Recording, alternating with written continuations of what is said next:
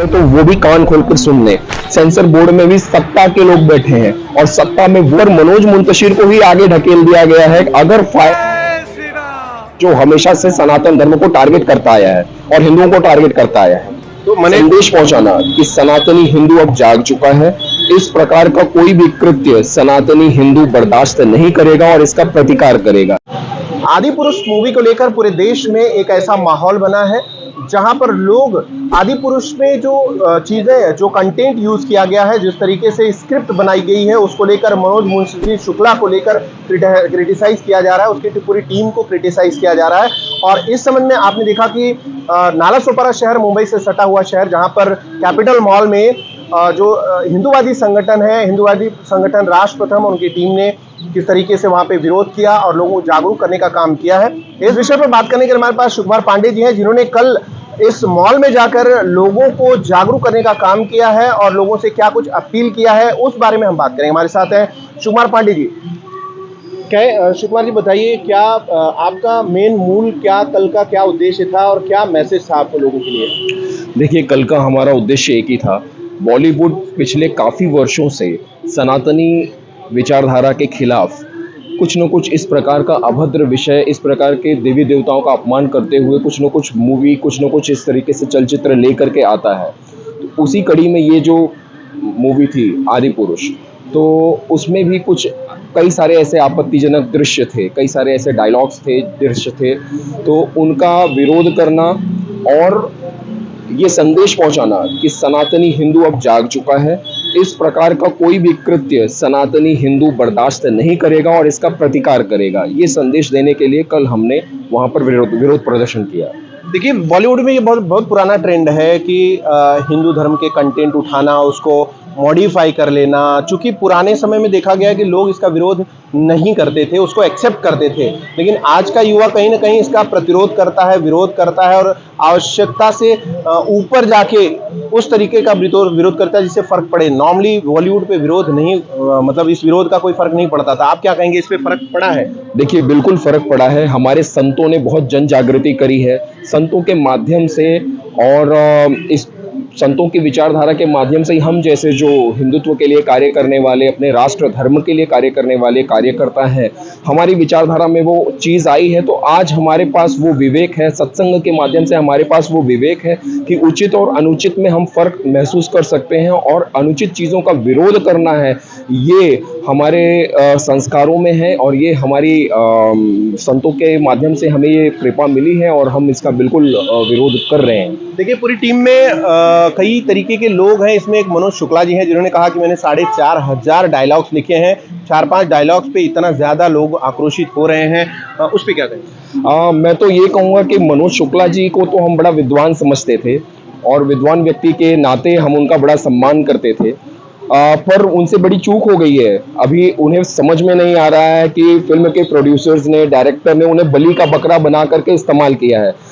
Casting तो casting director ने करी होगी, फिल्म के जो और भी चीज़ें हैं, जो ड्रेस हैं, कॉस्ट्यूम है, वो कॉस्ट्यूम डायरेक्टर ने डिज़ाइन करी होगी, कॉस्ट्यूम डिज़ाइनर ने करे होंगे, फिर उसके बाद प्रोड्यूसर ने सारी चीज़ों को, सारी पटकथाओं को ये किया होगा, पर मनोज मुंतशिर को ही आगे ढकेल दिया गया है। अगर फ़ायदा होता है तो फ़ायदा सबका और अगर नुकसान हुआ तो गाली खाएंगे मनोज मुंतशिर। तो मनोज मुंतशिर ने तो स्वयं बहुत बड़ी मूर्खता कर दी है कि जो सारा कुछ अपने सिर पर उन्होंने लिया और आज वो इसका दुष्परिणाम झेल रहे हैं। उन्होंने अभी बीच में कुछ कहा था कि मैंने डायलॉग इस प्रकार से लिखा ताकि आम जनता कनेक्ट कर सके।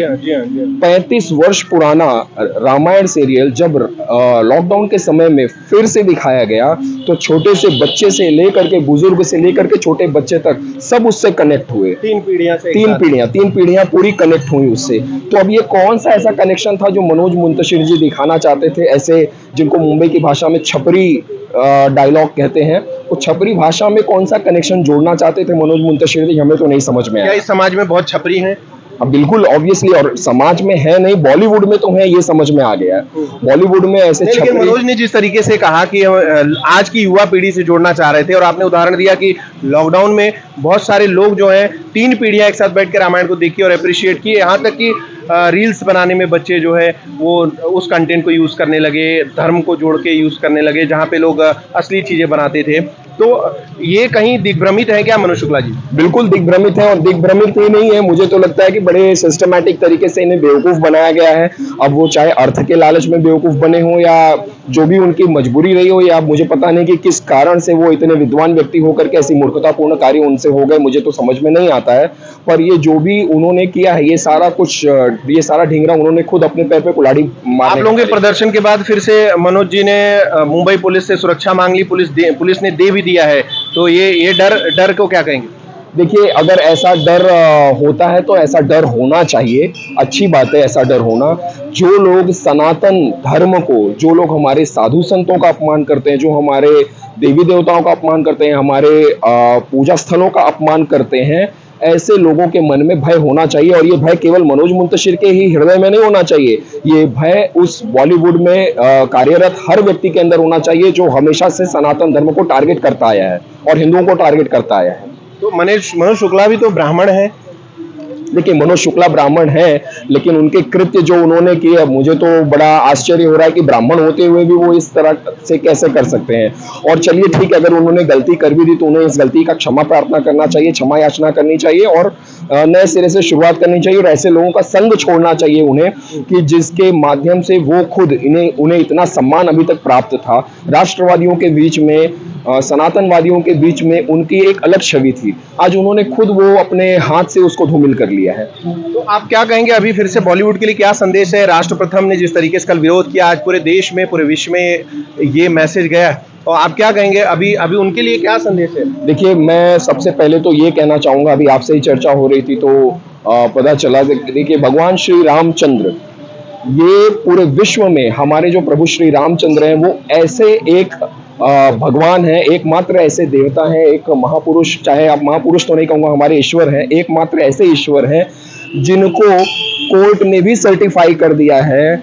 उन्हें बाकायदे सारे तथ्य, सारे प्रमाण रख करके, जो मूर्ख लोग, जो नशेड़ी लोग, कुछ पार्टियों के कुछ नशेड़ी गंजेड़ी लोग जो कहा करते थे कि भाई राम तो काल्पनिक पुरुष है, तो उन्हें तो बाकायदे अदालत में, सुप्रीम कोर्ट ने बाकायदे सबूत और गवाहों के साथ में इस चीज को प्रमाणित कर दिया गया है कि भगवान श्री रामचंद्र जी का अस्तित्व था।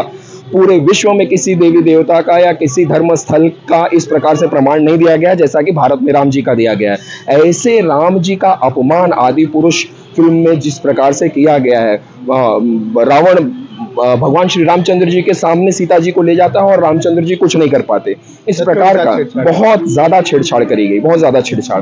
तो ऐसा करने वाले बॉलीवुड को हमारी ये चेतावनी है कि अभी तो हमने अपने संवैधानिक अधिकारों का इस्तेमाल करते हुए केवल अपनी बात को रखा है, अब आके आक्रोशपूर्ण आंदोलन करेंगे, और ये आंदोलन उनके घरों में जाकर के करेंगे जो लोग इस तरीके की फिल्में बनाते हैं। वो लेते रहे सुरक्षा, कहां कहां तक सुरक्षा लेंगे, सुरक्षा लेते रहे। अगर हमारे धर्म का अपमान करेंगे, अगर हमारे देवी देवताओं का अपमान करेंगे, तो हम सर कटाने के लिए तैयार हैं, लेकिन ऐसे लोगों को प्रत्युत्तर देंगे, ऐसे लोगों को मुंह तोड़ जवाब देंगे, ईंट का जवाब पत्थर से देंगे। उन्होंने कहा हमने आदि पुरुष बनाई है, रामायण नहीं। देखिए, उन्होंने तो कई बार अपने स्टेटमेंट चेंज किए, कई बार उन्होंने कहा कि नहीं बिल्कुल हमने तो रामायण ही बनाया है, और फिर वो कहते हैं नहीं हमने आदि पुरुष बनाया, रामायण नहीं बनाया। तो ठीक है, अगर आपने आदि पुरुष बनाया है तो किसी का नाम उस्मान रख देते, किसी का नाम क्रिस्टोफर रख देते, किसी का नाम अन्य कुछ भी रख देते, आप गुड्डू रख देते, पप्पू रख देते, जो रखना था रख देते आप। जैसे कि अभी प्रभास ने जैसे जो फिल्म पहले काम किया था, जो उन्होंने बाहुबली में उन्होंने जैसे काम किया था, वो भी कहते थे लोग कि महाभारत पर आधारित है, पर किसी पात्र का वहां पर अपमान नहीं किया गया, किसी पात्र का वहां पर कुछ लिया नहीं गया। आप सारे देवी देवताओं के नाम इस्तेमाल कर रहे हैं, पूरी पटकथा को आप इस्तेमाल कर रहे हैं और उसको छेड़छाड़ कर रहे हैं, और फिर आप कहते हैं कि नहीं हमने तो रामायण से हमने कुछ नहीं लिया है। तो ये तो सरेसर झूठ बात है। अगर उन्हें रामायण से इसका कुछ लेना देना नहीं था तो उसको शुरू से ही राम से कनेक्ट करते हुए दिखाया गया, तो ये नहीं करना चाहिए था, कोरी बकवास है। और अच्छा, एक चीज बताइए, आखिरी सवाल, क्या चाहते हैं आप लोग? हम लोग चाहते हैं, राष्ट्र प्रथम यह चाहता है कि आदि पुरुष जो ये फिल्म है इस पे बैन लगाया जाए, और इस प्रकार से जो सेंसर बोर्ड में लोग बैठे हैं, सबसे पहले तो वो भी कान खोलकर सुन लें, सेंसर बोर्ड में भी सत्ता के लोग बैठे हैं, और सत्ता में वो लोग बैठे हैं जो भगवान श्री रामचंद्र जी के सहारे सत्ता में पहुंचे हैं। अगर वो लोग भगवान श्री रामचंद्र का सम्मान नहीं कर सकते हैं और भगवान श्री रामचंद्र के खिलाफ या सनातन धर्म के खिलाफ ऐसे कुकृत्यों में अपना समर्थन देते हैं, तो यानी वो भी बहिष्कार करने योग्य हैं और वो भी हमारे दुश्मन हैं, हम तो ऐसा ही मानेंगे।